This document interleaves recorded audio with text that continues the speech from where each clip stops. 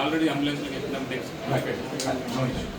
ఎందుకంటే మళ్ళీ కన్ఫ్యూజన్ కావచ్చు, అటు ఇటు మళ్ళీ నిమ్సా లేకపోతే కావాలని చెప్పేసిన సార్. ఆల్రెడీ నేను ఆల్రెడీ పంపించేసాను. అక్కడ నుంచి 4th కేసు ఆరోగ్య అక్కడ నుంచి మన 108 అంబులెన్స్లో ఆ పేషెంట్ తీసుకొని మన మెంటల్ ఆఫీసర్ మినిమం 4 అవర్స్ పడుతుంది. రోజు చాలా బాధాకరమైన రోజుగా మా కొరుట్ల నియోజకవర్గంలో, కొరుట్ల పట్టణంలో ఈ వినాయకుని విగ్రహాలు తయారు చేస్తూ ఉంటారు. అది కొరుట్ల చాలా ఫేమస్. పక్క రాష్ట్రాలకు వెళ్ళి కానీ పక్క జిల్లాలకు వెళ్ళి కూడా వచ్చి ఇక్కడికి వెళ్ళి ఈ వినాయకుని విగ్రహాలు కొనుక్కొని వెళ్తూ ఉంటారు.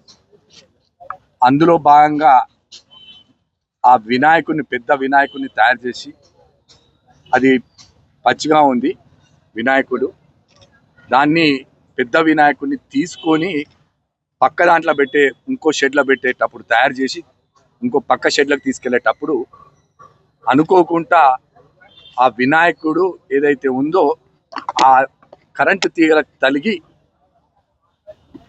దాన్ని పట్టుకున్న వాళ్ళందరూ కూడా పెద్ద ఎత్తున షాక్ వచ్చింది.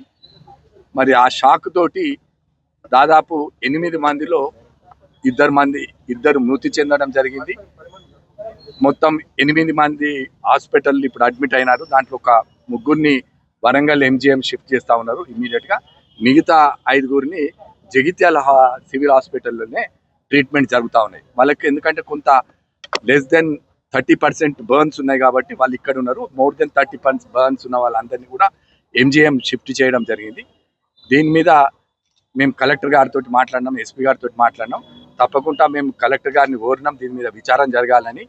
అండ్ మేము మాట్లాడినాం, ప్రభుత్వ పరంగా కూడా ఎవరైతే మృతులు చనిపోయినారో వాళ్ళకి 5 లక్షల రూపాయలు నష్టపరిహారం కింద ప్రభుత్వం తక్షణమే మంజూరు చేయడం జరిగింది. ఇద్దరు చనిపోయిన వ్యక్తులకు, సీరియస్ ఉన్న వాళ్ళకు కూడా ప్రభుత్వం వాళ్ళకు సాయం అందజేస్తామని కూడా కలెక్టర్ వారు మాకు చెప్పడం జరిగింది. సత్యప్రసాద్ గారు, జగిత్యాల జిల్లా కలెక్టర్. మరి దీని మీద ఒక ఎంక్వైరీ కూడా చేయాల్సిన అవసరం ఉంది. ఎందుకంటే హైవే మీద మరి అక్కడ ఏదైతే GS గార్డెన్కి ఆపోజిట్గా జరిగిన సంఘటన, ఇది కొంత హైట్ మీద ఉన్నది. ఆ హైట్ తోటి వీళ్ళు లేపేటప్పుడు ఈ సంఘటన జరిగింది. ఇది చాలా బాధాకరమైన సంఘటన.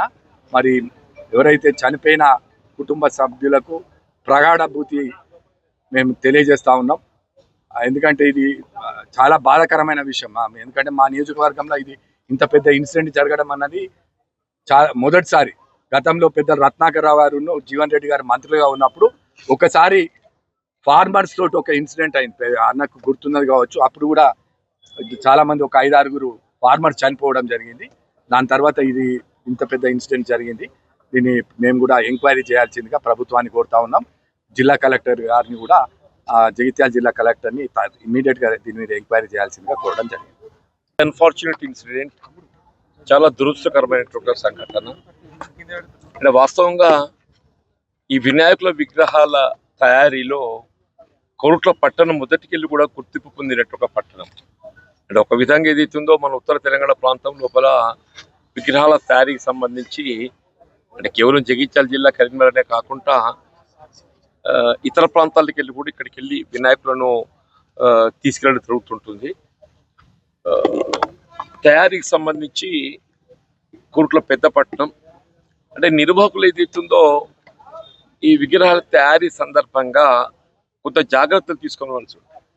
ఇప్పుడు electrical line is on main road. Electrical line ఏదైతే ఉందో అది మెయిన్ రోడ్ పై ఉన్నది. మన విగ్రహాన్ని తరలించేప్పుడు ఏదైతున్నదో ఆ ఎలక్ట్రికల్ లైన్ హైట్ ఏ మేరకు ఉన్నది, మన విగ్రహం ఏ మేరకు ఉన్నది, విగ్రహం అనేది పాస్ అయ్యే అవకాశం ఉందా లేదా, ఇదంతా గమనించాలి. వాస్తవంగా అయితే ఒక విధంగా నిర్వాహకుల కొంత జాగ్రత్తలు తీసుకోలేకపోవడం అని చెప్పక తప్పదంటున్నా. ఐ డోంట్ సే నిర్లక్ష్యం అని చెప్పానమ్మా, లేకుంటే తగు జాగ్రత్తలు తీసుకోలేకపోవడంతో ఏదైతుందో ఈ దురదృష్టకరమైన సంఘటన జరిగింది. పాప నిరుపేద కార్మికులు ఏదో సంవత్సరంలో 4 మాసాలు కూలీ లభిస్తాయని చెప్పని ఉపాధి పొందడానికి కొరకు కూలీ చేసుకుని జీవించేటటువంటి వాళ్ళు మరి సంఘటనకు సంబంధించి నిర్వాహకులు బాధ్యత వహించాలి. అన్ఫార్చునేట్లీ నిర్వాహకులకు సంబంధించిన వాళ్ళు కూడా ఇప్పుడు ఇందులో కూడా చనిపోయిందంట.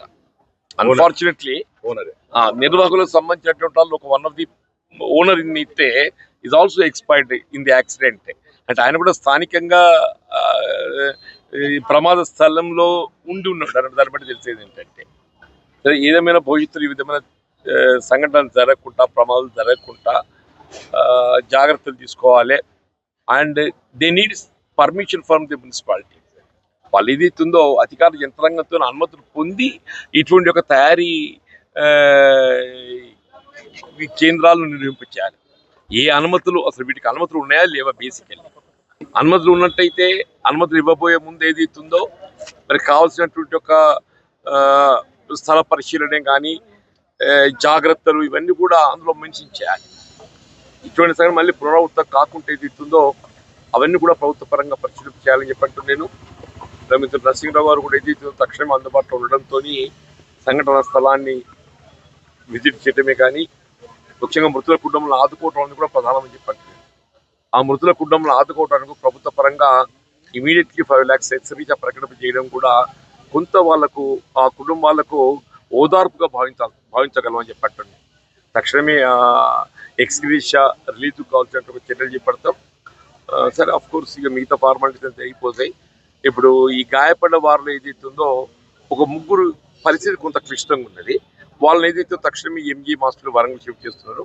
ది అదర్ ఇంకా 3-4 ఏదైతుందో they can be managed here అని చెప్పని అభిప్రాయం వ్యక్తం చేసిండ్రు. ఏదేమైనా కానీ ఇది వెరీ అన్ఫార్చునేట్ దురదృష్టకరమైన సంఘటన.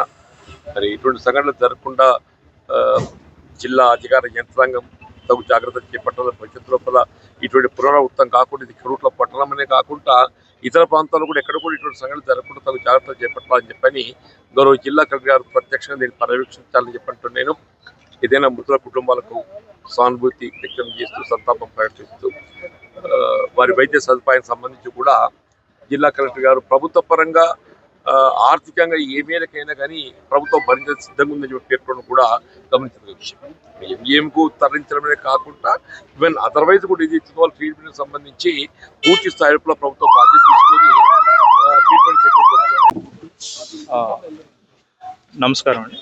ఈరోజు సాయంత్రం మనకి కోరుట్ల సంబంధించిన దాంట్లో వినాయకుడి విగ్రహాలు తయారు చేసే దాంట్లో ఒక షెడ్లో విగ్రహం తయారవుతూ ఉన్నాయి. పక్క షెడ్లోకి షిఫ్ట్ చేస్తూ ఉండగా అది ఆ పోల్స్కి అవి తగలడం వల్ల ఇమ్మీడియట్గా కూడా కరెంట్ అదా స్ప్రెడ్ అయ్యి మన వాళ్ళు ఒక తయారు చేసే దీంట్లో ఉన్న 10 మంది ఇంజురీస్ అవ్వడం జరిగింది.